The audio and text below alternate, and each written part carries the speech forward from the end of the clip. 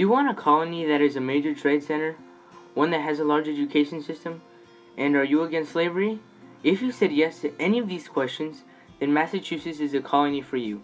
It is located above Connecticut and below New Hampshire. If you come to Massachusetts, you can live in a nice town and have your own personal garden to grow crops such as wheat for bread and barley for soup. You can raise animals as well, such as cows for milk and beef and pigs for pork.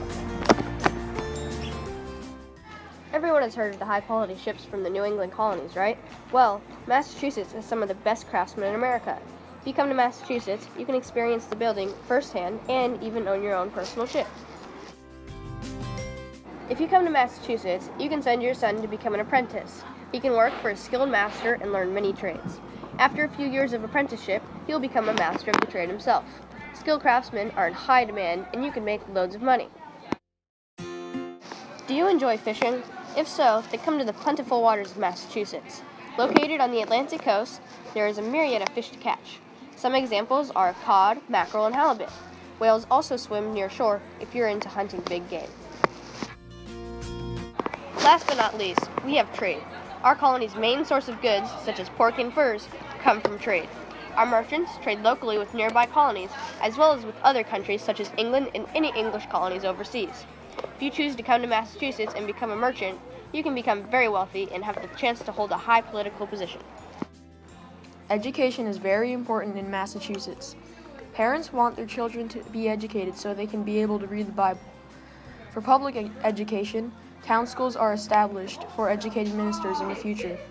Each town school has required 50 or more families.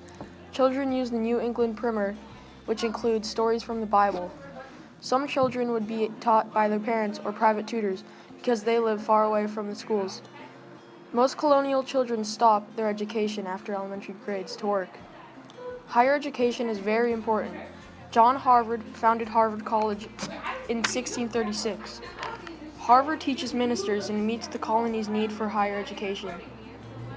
By 1700, around 70% of men and 45% of women learned how to read and write. This is much more than the people in Virginia. Here in Massachusetts, we created a self-government to represent the needs of the people. Politics and religion are closely linked because government leaders are church members. Male church members are the only ones who could vote. If you're a male, you could become a full member in the church by becoming one of God's elected or chosen. But reaching this level is very difficult. Individuals must pass a public test to prove that their faith is strong. So remember, if you want a colony that is a major trade center, one that has a large education system, or are you against slavery, then come to the wonderful colony of Massachusetts.